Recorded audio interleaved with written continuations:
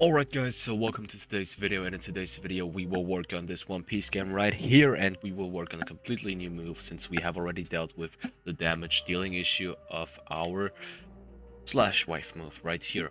Okay, so the move we will focus on today is this Daishinkan move, and as far as I can remember, Zoro has used this on Monet in Punk Hazard, and he was just standing in front of her, okay, and he just sliced through her and somehow teleported from in front of her to behind her, okay, and that is exactly what we are trying to do now. So we will now, yeah, find a player or a dummy which is nearby and just teleport behind that dummy or player, dealing this enemy a massive amount of damage.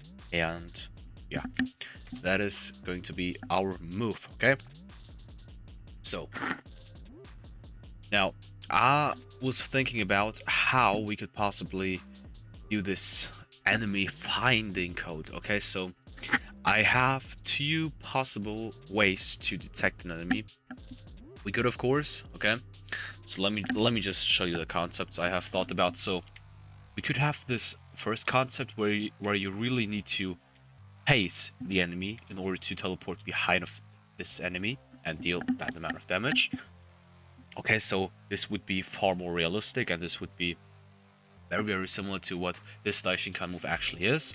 And a second thing, which is of course easier to code, is that we can just stand nearby those enemies, but we do not need to look at them. Okay, so this would be the second way to do this, and we would just randomly teleport to one of those dummies and deal damage to yeah, that dummy.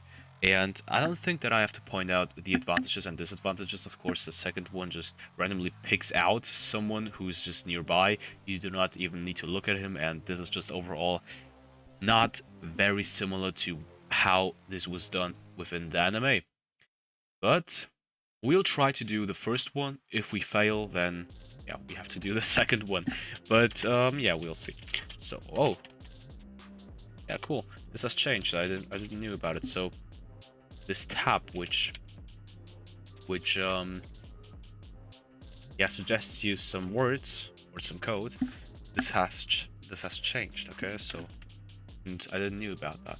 So of course we need to create a new if statement, checking whether the move we are trying to apply is the Daishinkan move I've just talked about, and then we can just easily take over this code. This one is of course responsible to decimate our stamina, and we want to lose a big amount of stamina, of course, so something around 20 and 40, because this move is pretty OP, or it is going to be pretty OP. And we can also copy this animation code, which is responsible to create the animation and to make the animation play. I'm just gonna keep it as it is for now. Okay, let's also copy this loader, and yeah, now we need to take care of this enemy finding thing. So we have now made the player unable to move. We have played this animation on the player, and we now need to find the enemy which is standing in front of our player. So I thought about using raycasting, and we have already used raycasting within this whole sword system. And I'm talking about this basic slash code, okay? So as you can see right here, we have this ray set up, and we can just copy these lines and just apply it to here. I have already talked about this raycasting thing, so if you do not know how this works, then go ahead and check out the video about the basic slashing, so you'll find out, okay? Alright, we need to change this 5 to something very, well, not very high, because if we really have a very great number, then yeah, we would possibly teleport to someone who's pretty far away, but is in the direction we are looking at. Okay, so let's change it to something like 30. Okay, we'll just see.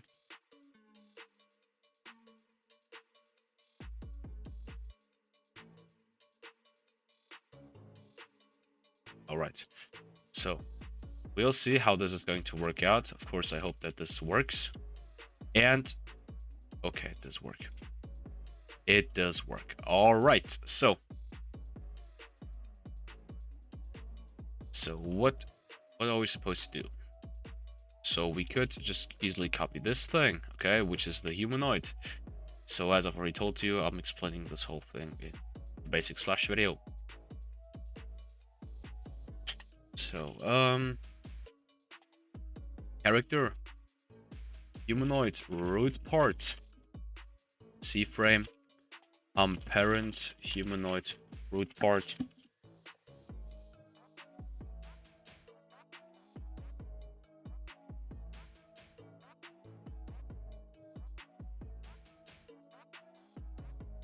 Okay, let's see how this is going to work out. Now basically trying to teleport the player. Okay. Yeah, so this worked out pretty fun. Let's maybe have 1.5. And let's check this out again. Okay, now he wasn't able to detect anyone. Let's check this out again. There we go. Okay, so this part works, okay? So let me quickly go through this.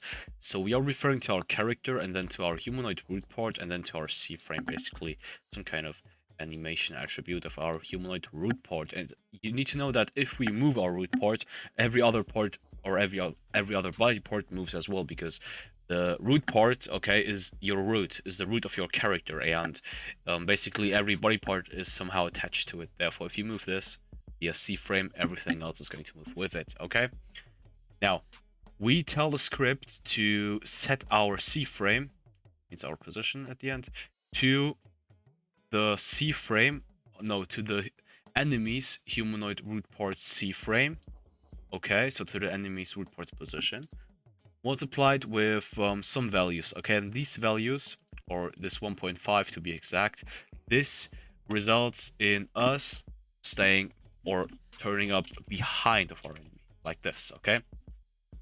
So that is basically what happens, and we could now change the animation, because that's what I intend to do, to be honest, but I think that I'm gonna do that at the end. Moreover, I'm gonna just copy this part, okay?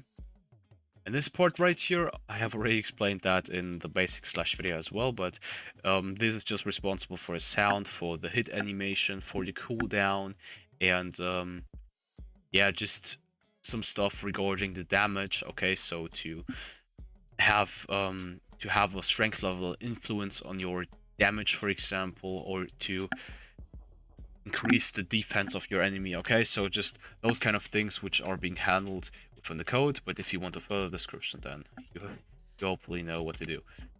Yo, as you can see, it did work, and there was also great sound playing.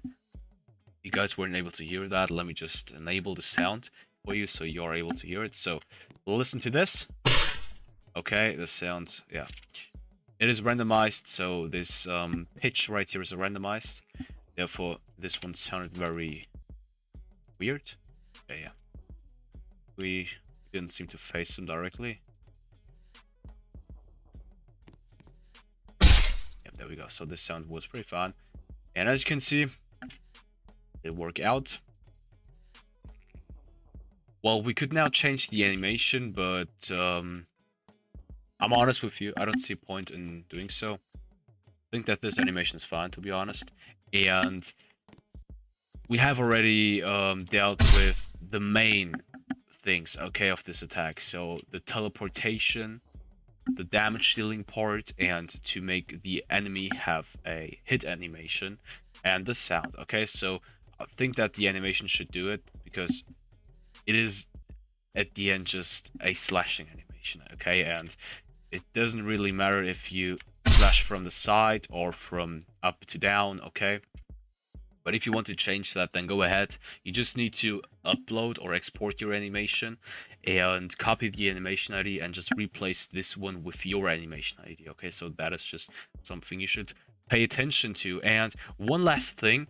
So if we miss our attack right here, so if I look into this direction where no enemy is, then you'll see that the attack has missed, and then you guys probably expect to be able to move again, and that is totally not the case, as you can hear, maybe, I don't know, but I'm not able to move, okay? And we of course need to take care of that as well. So we should add a wait right here. Well, maybe around 1 second, because this attack goes pretty fast. So 1 second, and after 1 second, we automatically want to be able to walk again, for example, okay? So where is it? Basic slash. Wait, no, not basic slash, but down here, for example. So yeah, okay, so we are just basically reverting our humanoid port's walk speed and jump power. So see, we have done the slash right here, but we are able to move again, and yeah. So we are able to spam that move, which is not good.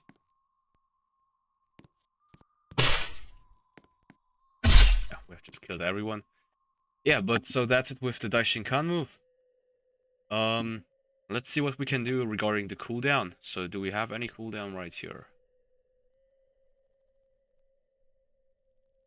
Apply sword style, key. Failed to unlock. Yeah, okay, so the cooldown is 1.5 for every attack. Well, maybe by the end of the sword series, I could do a video in which we have a certain cooldown for each move. Okay, so just remind me of that when we come to an end regarding the sword series. So we still have 2 more moves to create. And I can already tell you that these moves require planning to be created, because we need some SFX. So is that the thing? No, VFX, so visual effects. Okay, so we need to have some visual effects to, yeah, just emphasize the coolness of those moves. Okay, so those moves, especially those moves right here, they yeah, they have to do with winds and with cutting the air and creating some cool shockwaves. Okay, so therefore we'll need to create them in Blender, and we need to make them appear when we want to attack within, yeah, this game right here. But enough with the talking, guys. I hope that you have enjoyed it. If so, leave a like, subscribe, share this video to all of your friends, give me feedback in the comment section, and take care. See you in the next video. Also, thank you for your overwhelming support. Although we have had better times, I'm still grateful for your support, and I'm still grateful for those of you who keep on watching my videos, who give me support, who try to motivate me through the comment section, guys. I appreciate you, and I'm gonna continue with the videos, guys. At least I hope so. Alright, see you in the next video, guys.